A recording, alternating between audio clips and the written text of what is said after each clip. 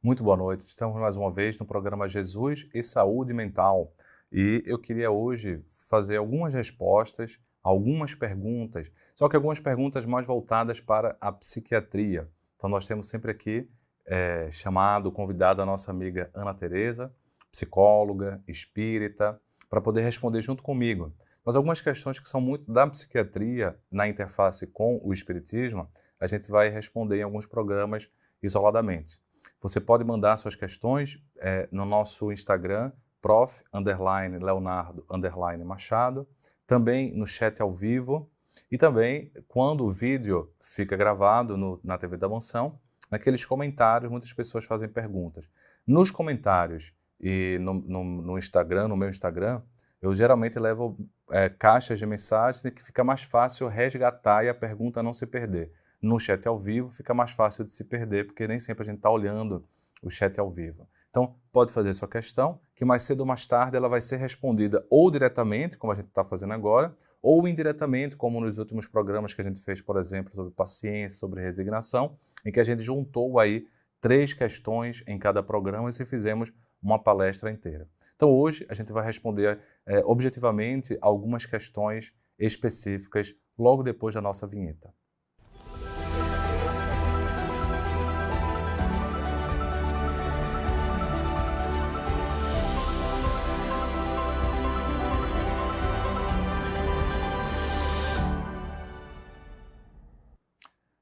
Perguntam sobre epilepsia.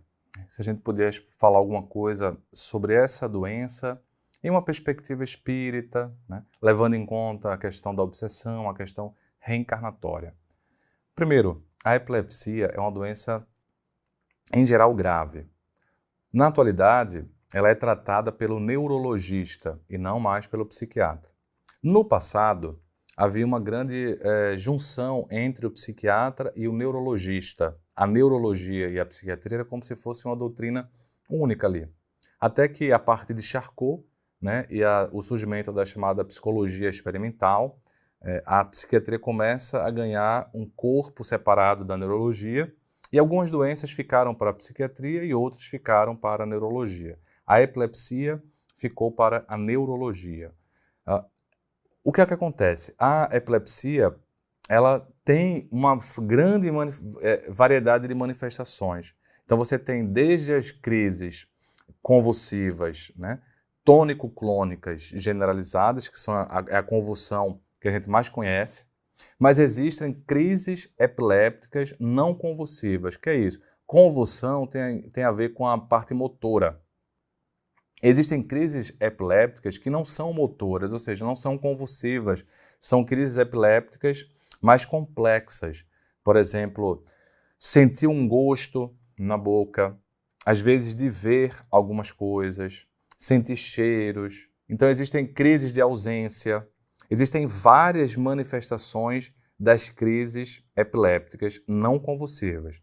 Por isso que é um diagnóstico que muitas vezes vai ser preciso um diálogo entre o neurologista e o psiquiatra, porque algumas das crises epilépticas não motoras, não convulsivas, elas podem parecer uma doença psiquiátrica primária e quando você vai ver, é uma doença epiléptica. Além disso, é muito comum que pessoas com epilepsia, elas também tenham algum transtorno psiquiátrico, depressão, transtorno de ansiedade, transtorno bipolar também é possível. A gente vai ver algumas manifestações no sentido de, a gente chama comorbidades. Tem duas doenças juntas. E aí o neurologista trata ali as convulsões, né, melhor a epilepsia, e o psiquiatra trata a parte emocional, a parte comportamental. Uma terceira ponderação que eu queria trazer é que existe também a seguinte questão. A personalidade chamada epiléptica, ou seja, a epilepsia, traz alterações comportamentais que às vezes não são um diagnóstico à parte, fazem parte da característica daquela pessoa. Então dá para perceber, esse é um pequeno resumo, uma pequena introdução, para mostrar a complexidade dessa doença, E a complexidade para dizer que algumas são muito graves, incapacitantes, né? E a pessoa precisa, às vezes, até fazer psicocirurgias e para poder controlar as manifestações epilépticas. Existe isso? Existe. Tenho pacientes que precisaram fazer psicocirurgias, ou seja, psicocirurgia não é espiritual não, que eu falo, é neurocirurgia funcional, né? Para tratar a epilepsia. Além disso, pode ser uma epilepsia que não altera muito, né? Passa mais despercebido. Então, é uma doença que pode ter uma gravidade maior ou menor. Agora, existem, assim como podem ter doenças psiquiátricas secundárias a algum tumor cerebral, você também pode ter uma doença epiléptica secundária, na verdade, assim, uma aparente epilepsia secundária a um tumor. Aí você tem uma convulsão. Então, por isso que vai precisar de um médico mesmo, da medicina, digamos, da terra, para poder manejar essas situações. Então, vamos supor que a gente está falando de epilepsia mesmo. A pessoa tem epilepsia diagnosticada, etc. Vamos pensar nesse aspecto. Então, é uma doença que fala muito mais de uma questão expiatória. É uma doença expiatória, assim como a gente tem doenças na esquizofrenia, no transtorno bipolar, nas chamadas doenças kármicas, por toda essa gravidade, e afeta uma área muito nobre da nossa vida, que é o cérebro, o sistema nervoso central. Dificilmente a gente vai ter doenças desse tipo, do sistema nervoso central, que não falam de questões expiatórias. Existem exceções, né? Eu conheço um caso ou dois, especificamente um, de uma criança que nasceu e viveu muito pouco tempo e era um espírito de escola, um espírito super evoluído, que veio com essa doença, com tumores cerebrais, doença missionária, para ajudar as pessoas, né, da família, outro paradigma. Então, existem sim doenças que podem afetar o sistema nervoso central que não falam de expiações e que não falam de karmas, portanto, do passado. Mas são situações muito de exceção, como esse caso dessa criança que eu estou contando. Mas a grande parte das doenças, né, que afetam o sistema nervoso central dessa forma, como a epilepsia e outras doenças psiquiátricas, elas são doenças muito expiatórias. E a epilepsia ela acaba, assim, grande parte das vezes, se enquadrando nessa visão. Expiação na visão espírita, mais uma vez, lembrando, não significa uma punição. Tá? É sempre bom a gente ficar falando para a gente poder fixar isso. Não é uma punição, é uma possibilidade de evolução. Quando fala de resgate, não resgate punitivo, resgate como graças a Deus que eu estou reencarnando, especialmente nos dias de hoje, que a gente tem várias medicações em que a pessoa com epilepsia pode ter uma vida muito saudável, muito funcional, e às vezes nem se sabe que a pessoa tem epilepsia, a não ser que ela conte.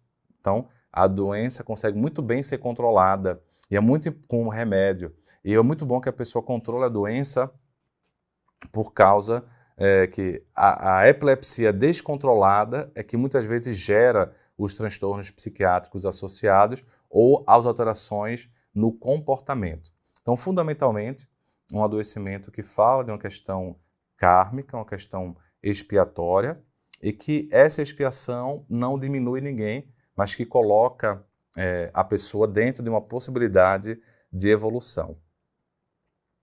Já que eu falei de transtorno bipolar, tem uma pergunta sobre transtorno bipolar, e a pessoa pergunta assim, será que a gente pode curar o transtorno bipolar com medicação e tratamento espiritual? É uma mãe que tem um filho de 32 anos, que tem esse diagnóstico, ela quer saber se tem cura.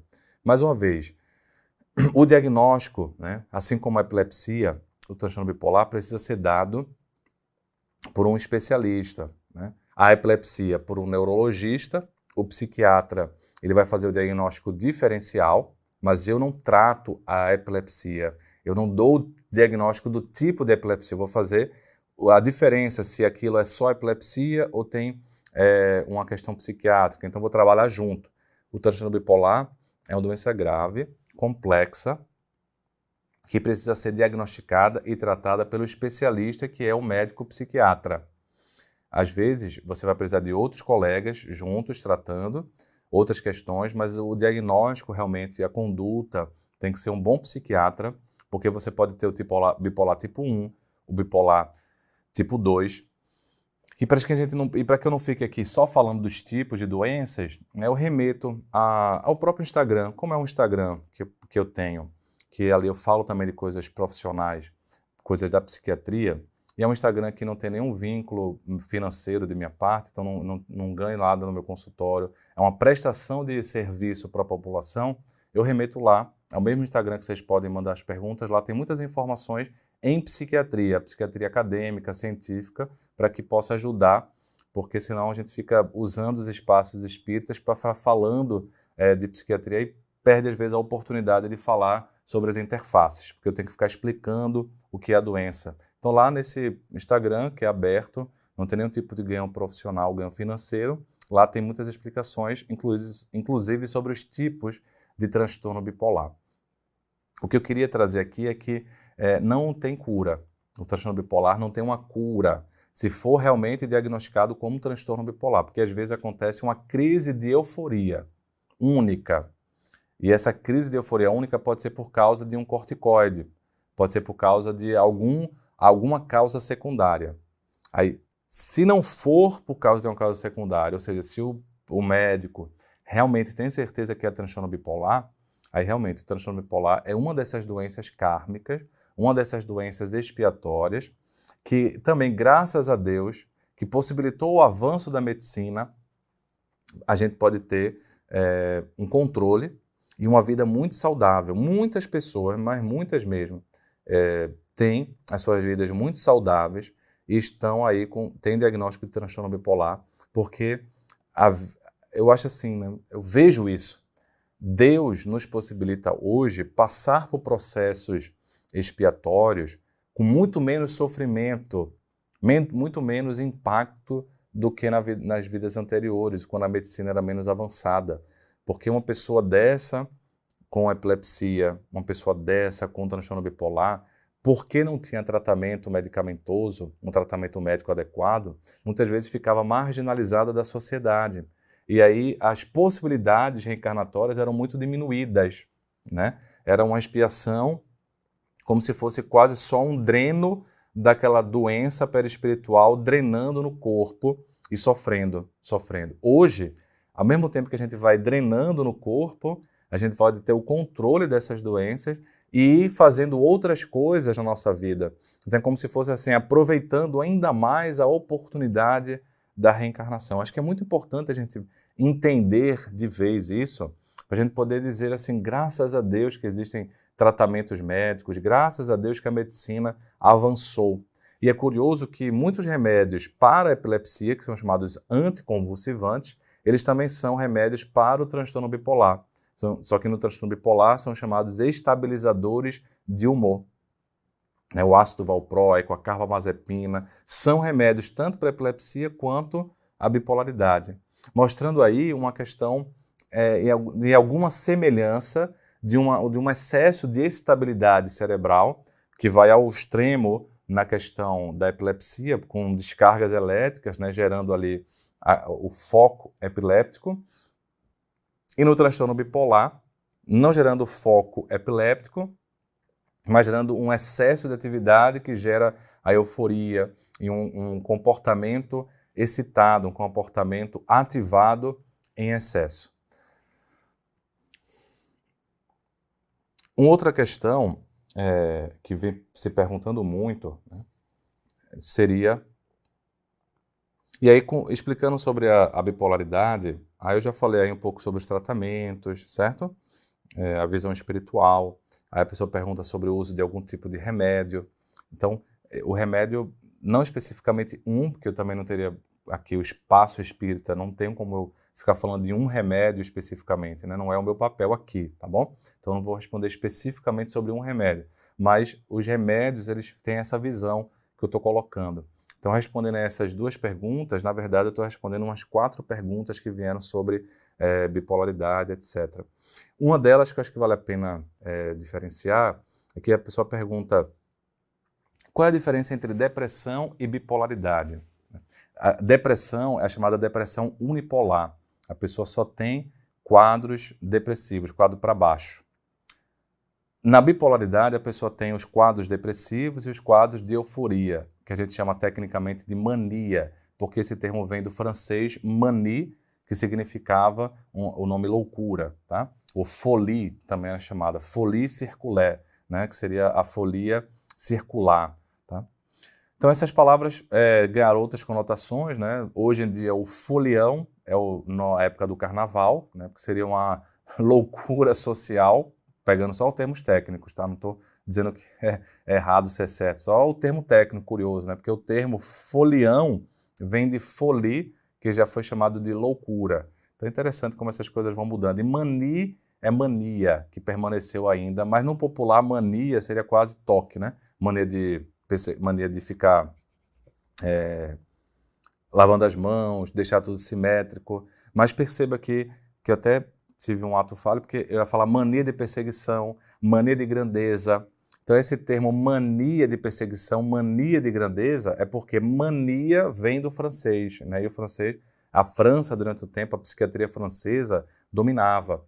Então manie, ou seja, loucura de grandeza, mania de perseguição, os tipos mais comuns de delírios que acontecem nesses diagnósticos de esquizofrenia e transtorno bipolar. Pois bem, uma grande parte das pessoas que têm depressão, elas vão ter em algum momento, né, especialmente as depressões resistentes, tá? Porque uma coisa é a pessoa ter depressão, se trata, e aí se cura, recebe alta, fica 10 anos sem ter outra depressão, volta a ter tratamento 10 anos depois, isso acontece. Às vezes, pessoas que têm um quadro depressivo, passaram por um estresse muito grande, se tratam, recebem alta e nunca mais precisam do psiquiatra. Acontece. Antigamente se dividia a depressão unipolar em psicógena e endógena.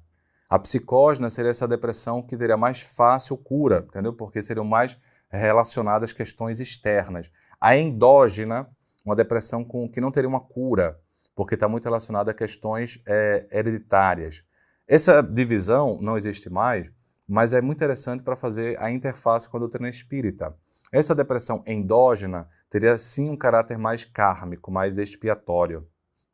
E essa depressão psicógena poderia ter aí várias possibilidades, né? Uma expiação por causa da situação que gerou, foi o gatilho para a depressão, mas às vezes também você vê exemplos de testes, né? Provações tão duras, tão dolorosas, tão difíceis, testemunhos tão grandes, que a pessoa que está passando pelo testemunho acaba tendo um quadro depressivo mais reativo. Antigamente se chamava de reação depressiva para esses quadros. Mas como os nomes foram mudando, reação depressiva foi se tirando do dicionário, né?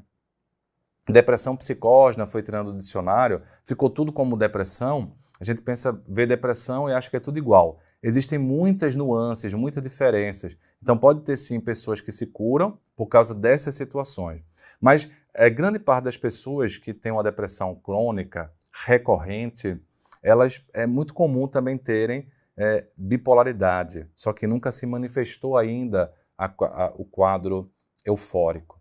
Com isso, eu quero dizer que depressão grave, depressão refratária, depressão crônica recorrente, é comum que ela tenha uma questão perispiritual parecida com a bipolaridade, os dramas muito grandes, né, que trazem esse transtorno do humor.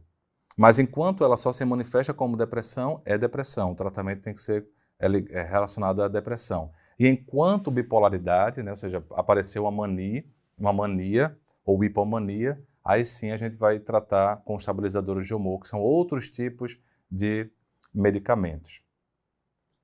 Dito isso, a pessoa pergunta uma outra questão, que assim, na verdade, mais de uma pessoa falou sobre transtorno esquizoafetivo. Mais uma vez, a gente vai separando, né, os nomes. No passado, na psiquiatria, tinha-se uma ideia de doença mental única. Com o tempo, foi vendo que as doenças iam se manifestando de formas diferentes e cada uma dessas manifestações foi se dando nomes diferentes. Esquizofrenia, bipolaridade, depressão, foi dando nomes diferentes. Mas uma coisa curiosa hoje é que a ciência vem mostrando que a carga genética dos vários diagnósticos psiquiátricos são muito parecidas. E o que faz a parte genética se traduzir em um ou outro diagnóstico é um fenômeno que a gente não sabe ainda o porquê. Mas o termo técnico seria pleiotropia. O que é isso? A mesma carga genética, os mesmos genes, se manifestando com fenótipos diferentes. O genótipo igual e o fenótipo diferente. O fenótipo diferente seria, então, a doença diferente. As áreas cerebrais são muito parecidas às áreas cerebrais afetadas nas várias doenças psiquiátricas quando você estuda neuroimagem funcional.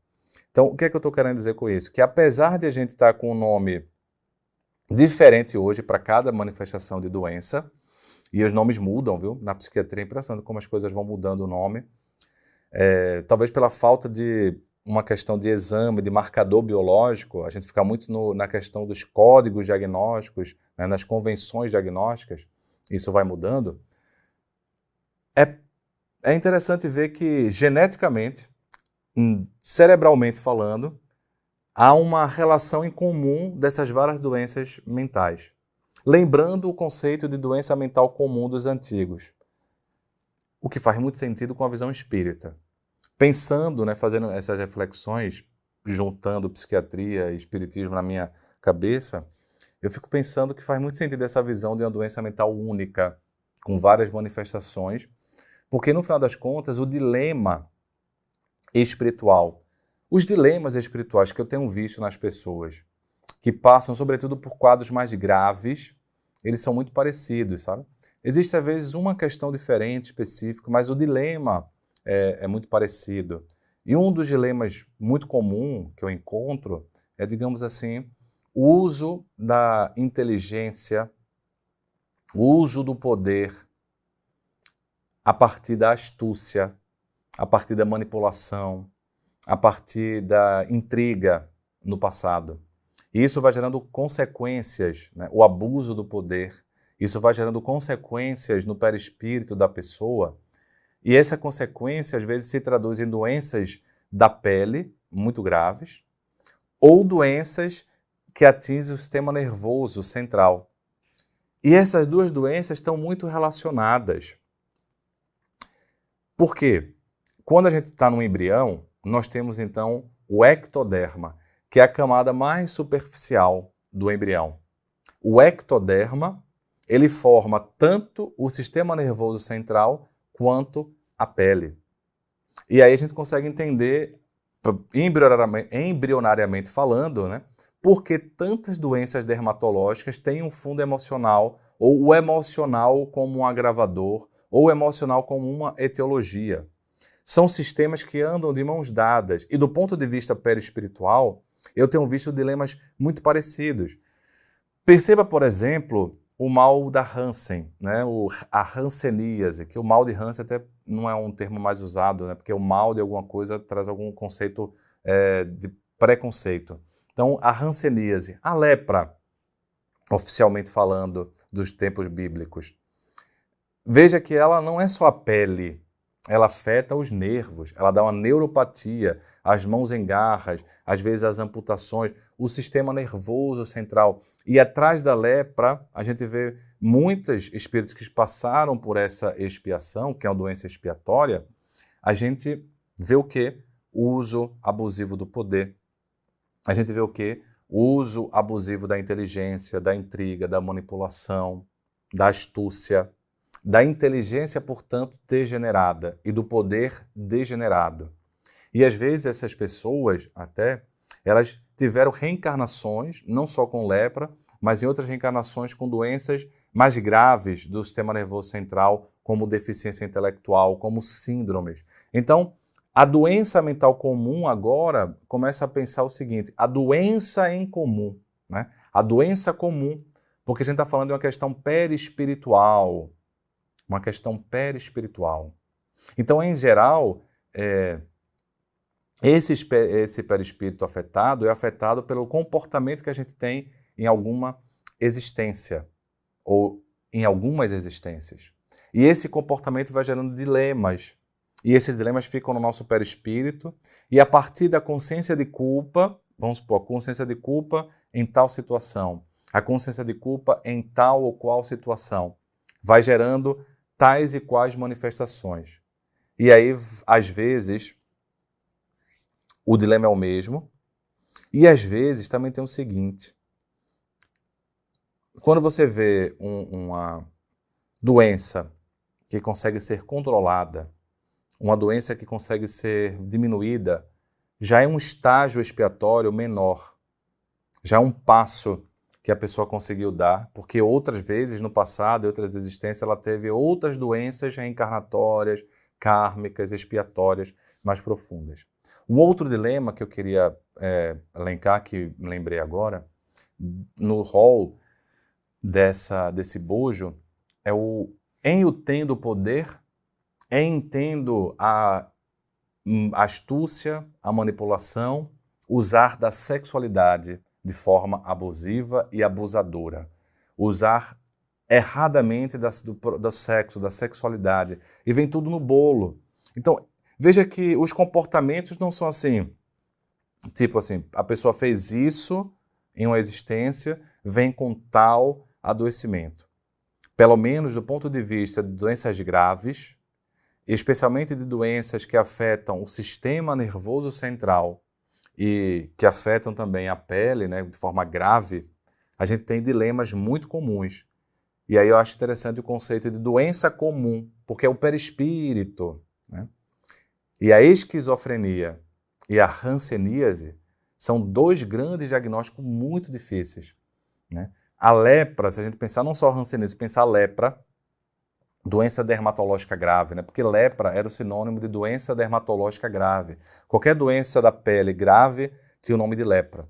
Então, pensando nessas duas áreas de gravidade, a gente pode pensar em dilemas reencarnatórios muito difíceis. Então, o dilema do transtorno esquizoafetivo não é muito diferente do esquizofrenia, porque o esquizoafetivo, em algum momento, é o seguinte: a psiquiatria dividiu a esquizofrenia e a bipolaridade. Mas ele percebeu que tem casos que ficam ali, ó, com algumas características de esquizofrenia e algumas características de bipolaridade.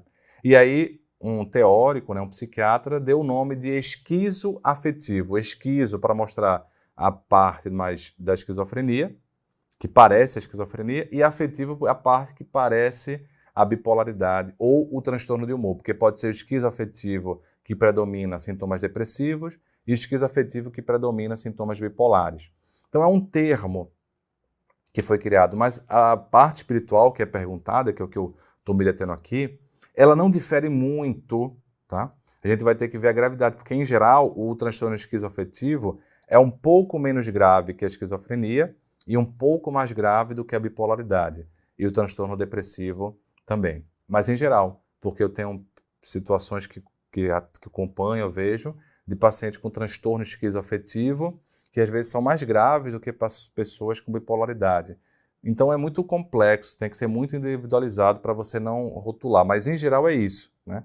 Dilemas comuns, e aí eu resgatei o conceito de doença mental comum dos antigos, a questão da genética e a parte cerebral muito parecida dos transtornos, e as questões espirituais de comportamento alterando o perispírito e gerando a doença comum para podermos fazer uma reflexão mais profunda diante desses casos graves que aqui foram perguntadas e aqui foram abordados nesta noite. Então, fique à vontade para mandar as suas questões. Aquelas que forem possíveis, a gente sempre responde em algum momento de forma oficial, ou às vezes traz um tema que possa responder de uma maneira geral a questão levantada.